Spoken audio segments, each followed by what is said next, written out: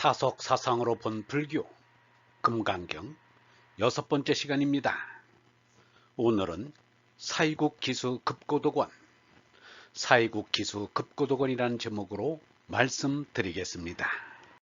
사이국 기수 급고도권, 석가부다가 진리를 전파던 때의 슈라바스티, 곧 사이국은 90만 가구에 이르는 큰 도시였습니다. 슈라바스티란 영광의 도시라는 뜻입니다. 석가부다가 25년 동안 머문 곳으로서 명실상부한 영광의 도시가 되었습니다. 지금은 사이트 마이트라 불립니다. 역사적인 대성자가 머물던 곳 이상의 영광스러운 곳이 어디 있는가? 기수급고도권은 제타숲에 세운 기원정사를 말합니다. 석가부다가 삼덕의 소산이요 삼덕의 아송인 집을 나왔으나 몸을 가진 이상 비와 이슬을 피해 쉴 곳이 있어야 했습니다. 더구나 인도는 아열대의 몬순 기후로 6월부터 8월까지는 우기라 사람이 활동하기가 쉽지 않습니다. 그래서 인도 사람들은 이때를 우한거라 하여 경전을 읽으며 지냅니다. 석가부다가 깨달음을 얻은 첫 해는 바라나시 녹야원에서 지냈고 그 다음 해에는 중림정세에 묵었습니다. 3년째 여름은 기자 쿠타에서 보냈고 4년째 여름부터 기원정세에 머물게 되었는데 그때 기원정사가 완공되었기 때문입니다. 기원정사는 석가부다가 가장 오랫동안 머무는 곳으로 이곳에서 가장 많은 말씀이 석가부다를 통하여 샘솟았습니다. 자바음경에 나오는 1362 수경 가운데 석가부다가 머문 곳의 지명이 무려 50여 곳이 나오는데 그 가운데서 기원정사가 가장 많이 나오는 것이 이를 뒷받침합니다. 기원정사 다음이 중림정사, 대림정사, 녹야원 순입니다. 기원정사의 규모는 16채의 큰 집에 60여 개의 방사가 있다고 하였습니다. 물론 석가부다의 말씀을 듣는 강당이 있었습니다. 이 강당에 대한 이야기가 있습니다. 어느 날 한 비구가 붓답게 샤리푸트라가 자기를 업신여겼다는 말을 하였습니다. 붓다의 뜻을 받들어 아난다가 여러 방을 다니며 여러 스님들에게 강당에 모이라고 하였습니다.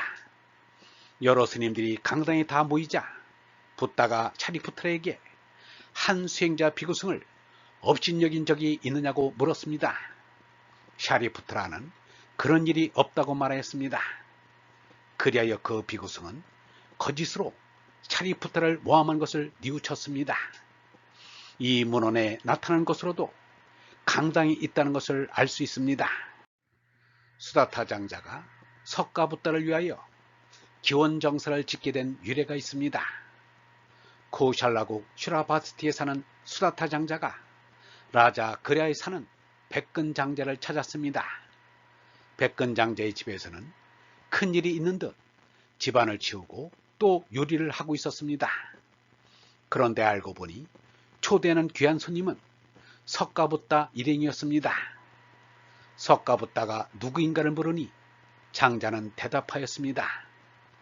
사마나 고따마라는 이가 있는데 샤카족의 아들로서 집을 나와 돌을 닦아 아누따라 삼막 삼보디로도 그를 붓다라고 한다 라고 하였습니다.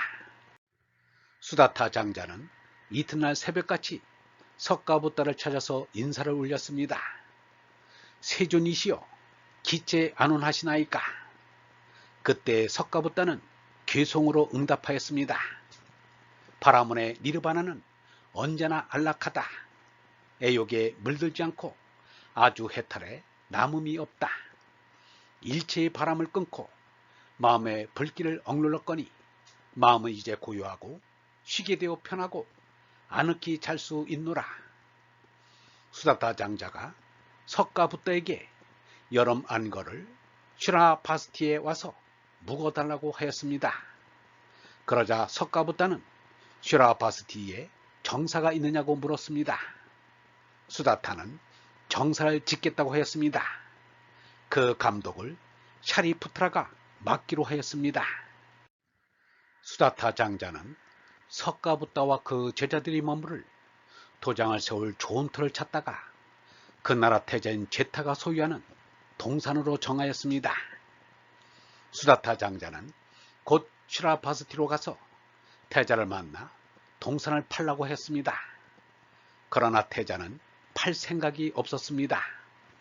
두 번, 세 번 팔라고 간청해도 팔지 않는다고 말하면서 말꼬리에 억업금을 가져다가 쫙 깔아놓는다면 이라고 하였습니다.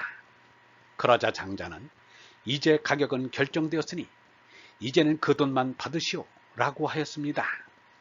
그래도 안 판다니까 시비가 붙어 재판소까지 가게 되었습니다. 심판관이 스스로 값을 결정했으니 그저 돈만 받으라고 판결하였습니다.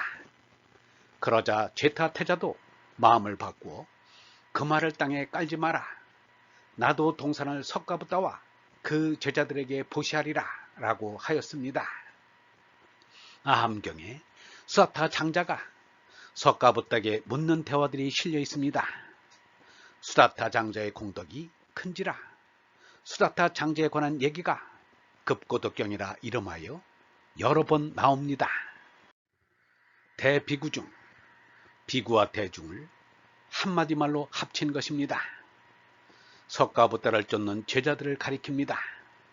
대자가 들어있다고 큰 스님이라고 할 필요는 없습니다. 제자들을 대중이라 한역하였습니다. 뒤에는 출가한 제자뿐 아니라 제가 신도들까지 포함시켜 사부 대중이니 칠부 대중이니 하는 말이 생겼습니다. 비구는 거지라는 낱말인데 탁발하는 스님을 일컫게 되었습니다. 요즘처럼 탁발하지 않으면 비구가 아니라고 할 수 있습니다. 그러나 집을 나온 무소유의 스님이라면 비구 스님이라 할 수 있을 것이나 가정을 가졌거나 개인 소유가 많다면 비구 스님 자격은 없다고 하겠습니다. 여기에 1250명의 제자라는 것은 생각해 보아야 할 숫자입니다. 제1결집의 소사님이 틀림없는 잡암경에는 대개 여러 제자들이라 하였습니다. 그런데 잡암경 1102발경에 부처님께서 라자 그랴성 밖 넓은 벌판에 500비구들을 위하여 설법을 하였다고 하였습니다. 그리고 잡암경 1219 나가산 축경에 부처님께서 라자 그랴성의 나가산에 1000명의 비구들과 함께 계셨다고 하였습니다.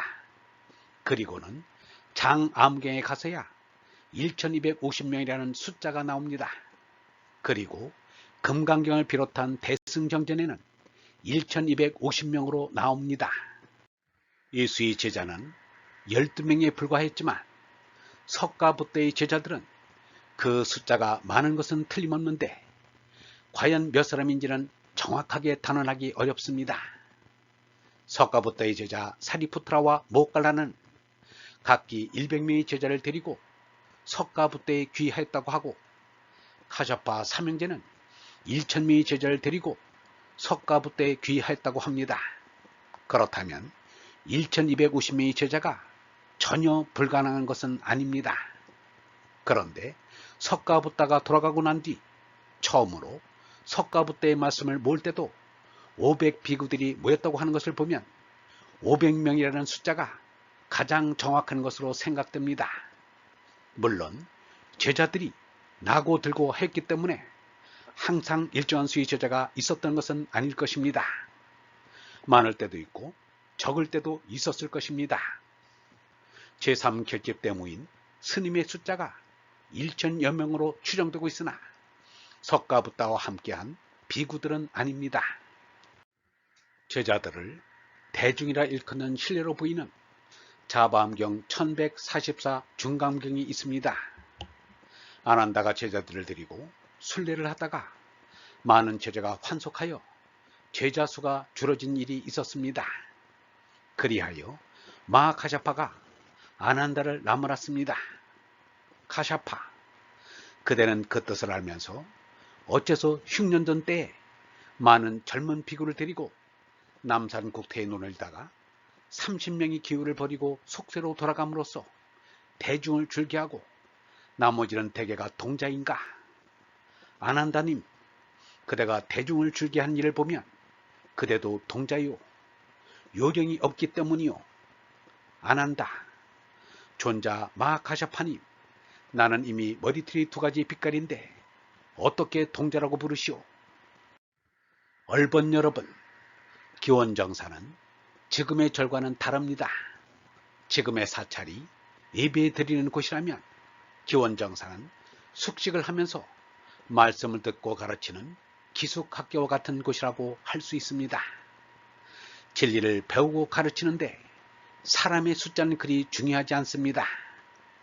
진리를 쫓는 단 한 명의 제자라도 있다면 그것으로 족한 것입니다.